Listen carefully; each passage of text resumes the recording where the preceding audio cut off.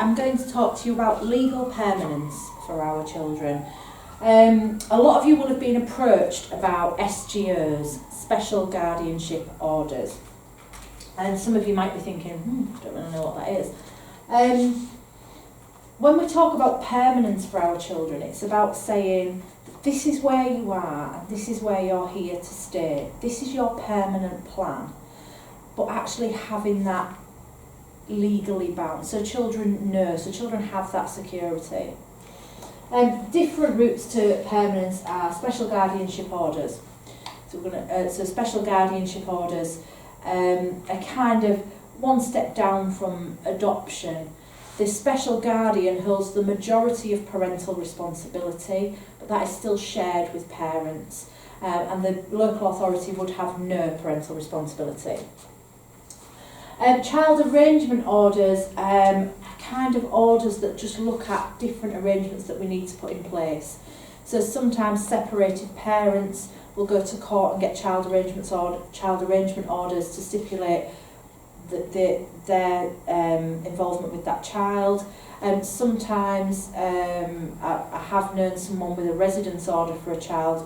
We don't do residence orders anymore, but parents made lots of changes in their lives and came back into the child's lives, and they went to court and got a child arrangement order to set out exactly what parents' involvement could be with that child. So child arrangement orders can look at all sorts of different things. And then we have adoption. Generally, connected persons carers don't adopt children, and that is because most of you are family members. So it's confusing, disruptive to identity, for children to be told, well, I was your auntie, but now I'm your mum. Things like that. So generally adoption doesn't happen, but we have had connected persons carers that have adopted, so I'm not saying it doesn't happen. Generally, the route to permanence that connected persons carers take is the Special Guardianship Order, the SGO. Why is it important to secure permanence for children? Well, like I said, it's about giving them that message that this is where you are, because children, a lot of our looked after children are constantly thinking, am I going? Where am I going to go next? Especially children who've had a lot of moves. Their brain can't properly process and accept that this is where they stay. It also means that us guys are out of their life, so the local authority, they don't have to have reviews, they don't have to have extra meetings in schools, they don't have to see the looked after nurse, they don't have to fill forms in about the replacement. There's not loads of people visiting their house anymore, they can just be normal and get on with their life. So for children, it can make a massive difference. I've talked about these slides, I am skipping through them, but you have got the slides, so please read them for more information. I've talked to you about adoption. So we've talked about the fact that we're creating stability and security for children in achieving permanence for them. It states out that legally they will be with you till they're 18, but we expect our children in any long-term arrangement, they're there forever. And by being there, we just mean in your hearts, in your lives. You know, a lot of children don't leave home until they're very old. I don't want to worry anyone, but I was 30 when I left home, so you never know. And you will have the security of knowing that you can make all the decisions and you will have the day-to-day responsibility for this child's life. It lets the child to live with family members, it helps them to put down roots and create a sense of identity. You will need to have an assessment, so you will need a further assessment for a special guardianship order before it's presented to court. And it creates a sense of belonging for children, which I've already talked about. So what support services are available then? At the moment, and I can't say this will be forever, so this time next year, if you decided to take an SGO out, this might not be the financial arrangement offered by the local authority, but at the moment Hull City Council are offering the same financial package as a foster carer.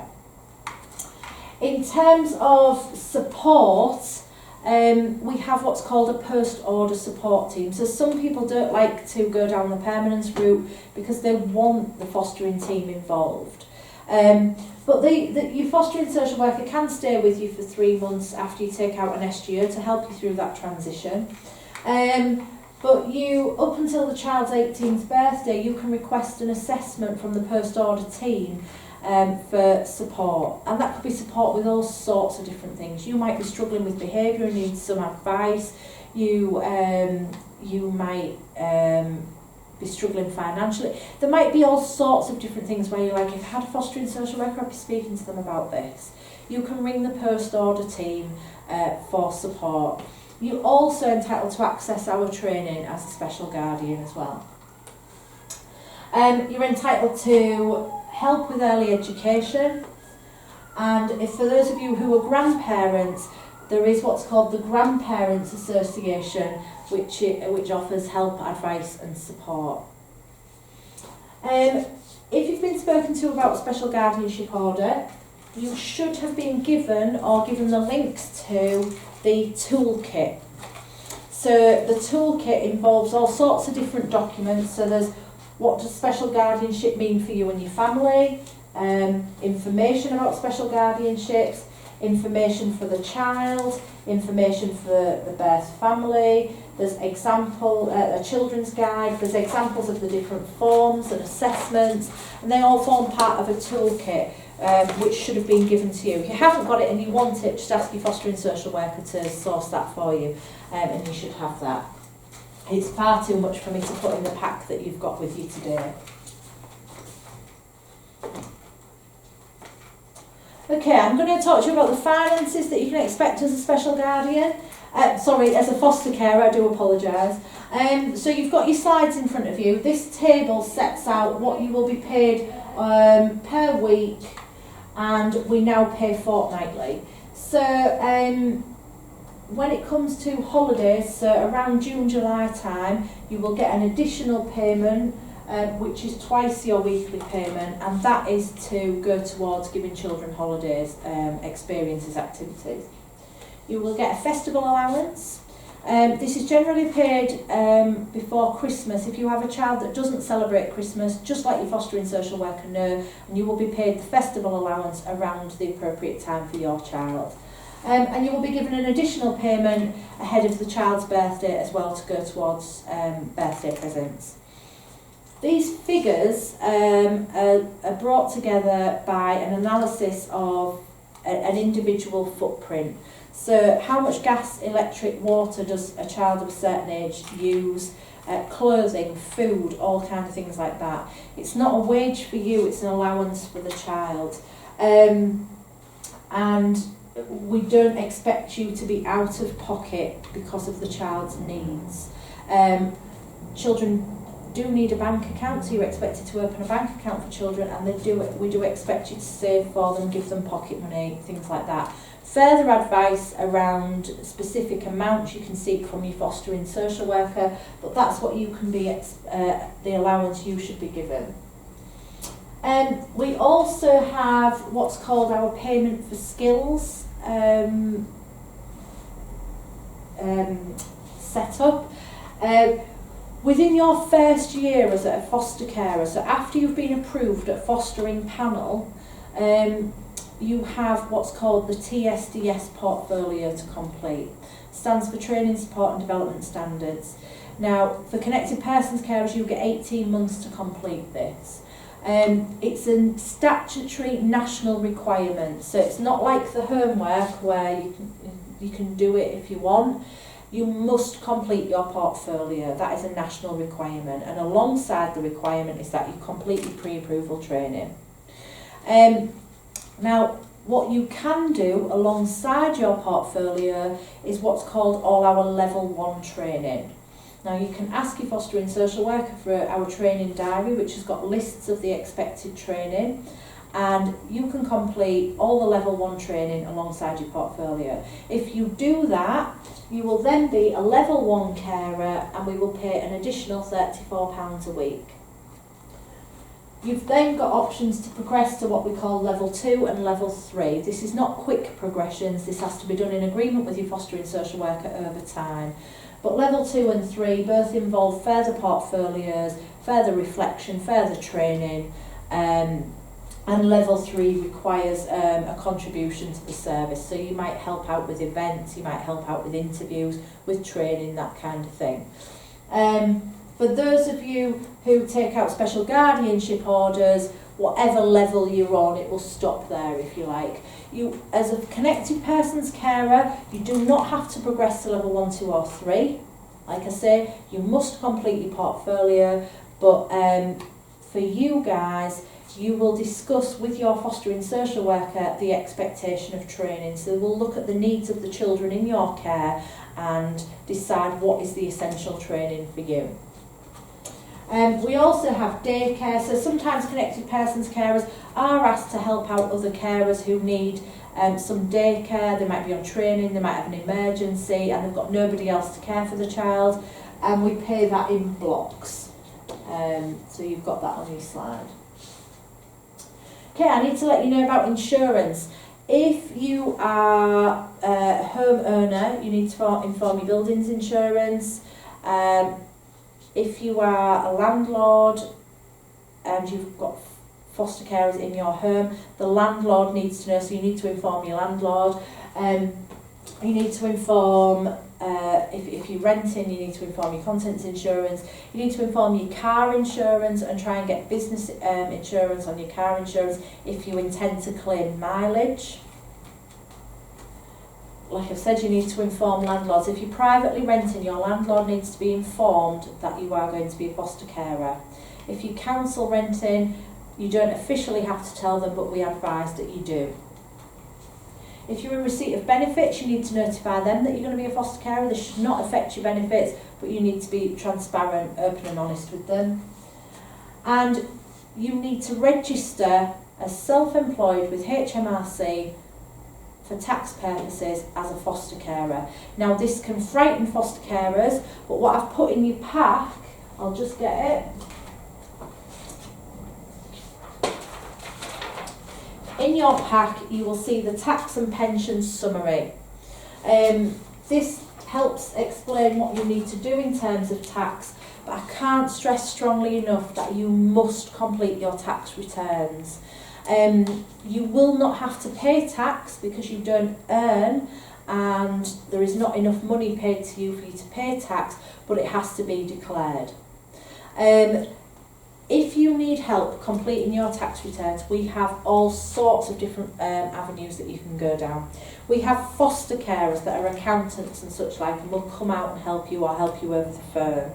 We have fostering network that you will be joined up to who can help you over the phone. I've also been told that if you ring HMRC themselves, they are very, very helpful and will talk you through it over the phone. So please make sure that you register for tax and complete your tax returns, because what happens if you don't is you can get fined, and we have had foster carers that get fined and the local authority are not responsible for paying that fine for you once we've informed you that it's something you need to do. Okay, so please don't be anxious about tax. Lots of people who can help you. Just speak to your fostering social worker and we'll get you that support.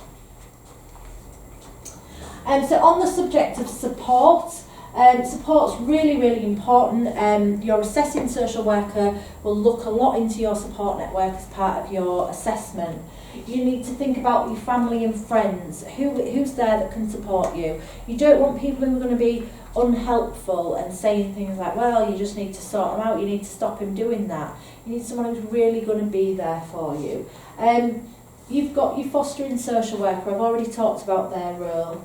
We have mentors, so connected persons carers. If you want a mentor, which is another level 3 connected persons carer, you need to request that from your fostering social worker, and the mentor can do anything you need them to do. Be there on the end of the phone, meet up with you, help you with your portfolio, anything like that. They're there to support you as someone who's been there and is still doing it and knows what it's all about. We run fostering support groups, so as connected persons carers you can access any of our support groups, but we also have specific support groups just for connected persons carers. Training, I've already talked about training. There's training requirements. If you want to do level 1, there's a full list. Otherwise there will be training requirements agreed with your social worker. But training, please see training as a support. We're here to help and support, not to scare you. There's Fostering Network, which is an organisation that we pay for you to have a membership with, and they have help, advice, all sorts of helplines there to help you, and it doesn't have to be fostering related issues that you ring them with. They also offer discounts on days out and places and such like that, so make sure that you, when you get your Fostering Network membership, that you fully explore what that involves. And we have specialist support services, so we have psychologists, for example, we have support services that can help with drug and alcohol misuse, all sorts of different specialist services that can be there to support you. But the message is that support for you is really, really important. So please, please access support and don't sit there going, I'm fine, I can do it on my own. Because there will be times when it gets tough. Now, before we do our final activity, I'm going to go through my remember list with you. So you've got it in front of you, and my remember list is a list of everything that you should have in place once you've been to panel. So once you are approved as a foster carer, this is everything that you should have in place. And I give you this list to enable you to chase things up if they're not in place. You should have a fostering social worker. I've already talked about them and what their role is. You should have a copy of our fostering handbook that should be given to you when you are approved. You should be joined up to Fostering Network. And it's your fostering social worker's responsibility to do that and sort that out. You should be on our text service. So any important or urgent information that we need to get out to foster carers will be done so via our text service. It could be things like, we've got some spare bunk beds, does anybody want them? We're doing discounted pantomime tickets. We're doing a ride on the Polar Express. Payments are going to be late. Anything like that that we need to get out to you will be sent via the text service. So it's really important that you are on our text service. You should have your TSDS portfolio. So make sure that you've got your blank one right from the off to start filling in. You need to be clear on delegated authority. So delegated authority is your form. It might look a bit like this. There's lots of different variations of it, but it will have lots of boxes in it. I'm hoping that this is not the first time you've heard of this or seen this. It's crucial that you have this in place for your child. From the day your child moved in with you, you should have one of these in place. If this is not in place, then this is my urgent task for you to chase this up. And you can say, Joe said, I need this. Delegated authority is completed between the social worker and the parents, those who have PR, parental responsibility, and it's everything that you can or cannot decide or consent to for a child. So it's everything from haircuts to school trips to immunisations. Everything's in there, and there's also a section at the end for you to put anything else that you think is not covered. So please make sure that you have your delegated authority completed for your child or children. They should have one each, and should have been done on the day they were placed with you. You should have a black box. So when you are approved at panel, you will be given a black lockable box which contains different pieces of information that you need, and it's also somewhere where you can store confidential information with a lock. Mentor, I've already talked about. If you feel you need a mentor, then please ask your fostering social worker to get you one. Fostering support groups, I've already talked about those. training I'd spoken about. Our face page, so if you're on Facebook, we have private fostering pages that we can put you on, and it's kind of like an online support group, if you like. People post messages and offer support to each other on the face page, and there's a specific one for connected persons. An ID badge. So you can get an ID badge. This just proves that you are a carer. Sometimes you need to be able to prove that. You might be asked for it when you come to meetings and stuff.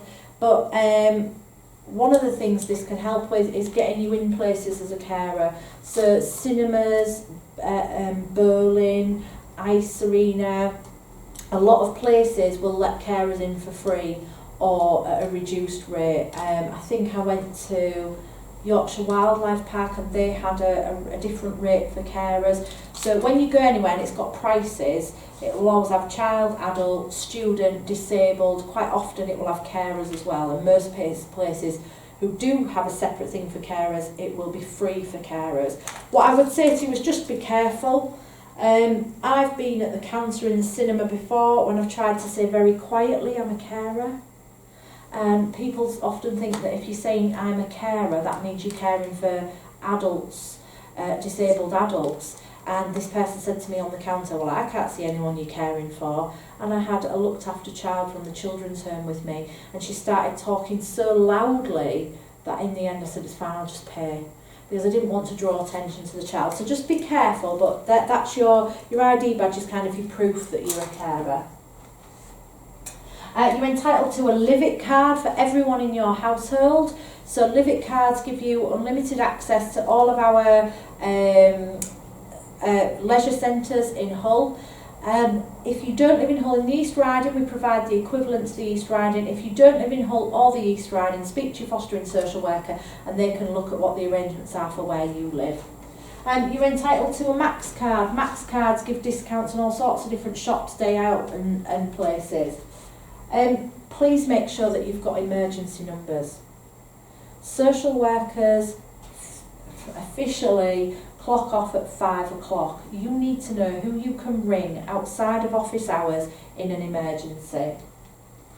And make sure you've got as much information on the child as possible. That is really important, and you are entitled to that information. So when you're approved, when you've been to panel, make sure all this is in place. These are things that you can chase up with your fostering social worker, say I haven't got this yet, I need it, but please hold on to this list and make sure it's all in place.